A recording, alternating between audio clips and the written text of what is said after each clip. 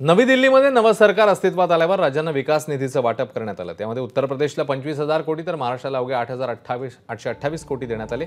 यावरून विरोधकांनी आता महाराष्ट्र सरकारवर टीका केली आहे। शिंदे, फडणवीस, अजित पवारांच्या सरकारची नवी दिल्लीत जाऊन तक्रार करण्याची हिंमत नाही अशी टीका अंबादास दानवे यांनी केली। महाराष्ट्रावर सारासार अन्याय आत्ताच्या घडीला होतोय। मुद्दामून भारतीय जनता पार्टीचं सरकार महाराष्ट्रावर या बाबतीत अन्याय करतंय। आज महाराष्ट्राची आर्थिक स्थिती काय सगळीकडे आज आलेलं आहे। किती 60,000 70,000 कोटीचे टेंडर काढले आणि 20,000 कोटी सरकारच्या तिजोरीत आहे। त्यामुळे अनेक गुत्तेदार काम सुद्धा करत नाही, अशा प्रकारची स्थिती आहे। वाटतं केंद्र सरकार महाराष्ट्रावर अन्याय करतं। बाकीच्या राज्याचा आदर्श आपल्या राज्याच्या मुख्यमंत्र्यांनी उपमुख्यमंत्र्यांनी केलं पाहिजे। त्यांनी आपल्या राज्यासाठी पॅकेज आर्थिक तरतूद मागितली। आपल्या राज्याने काय मागितलं? जाऊन दुसरा मुजरा करतात दिल्लीमध्ये। अशा प्रकारची स्थिती आपल्या राज्याच्या मुख्यमंत्री आणि उपमुख्यमंत्र्यांची।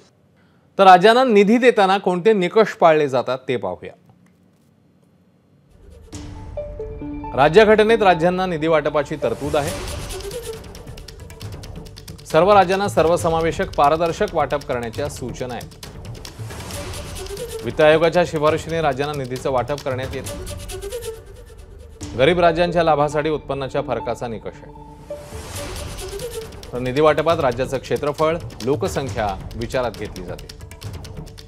राज्याने विकास कामं, उत्पन्नात केलेली कामगिरी हे सगळं लक्षात घेतलं जातं। राज्यातील वन, जैव विविधता हेही लक्षात घेतलं जातं। राज्याच्या करवसुलीचं प्रमाणही निधी वाटपात लक्षात घेण्यात येतं।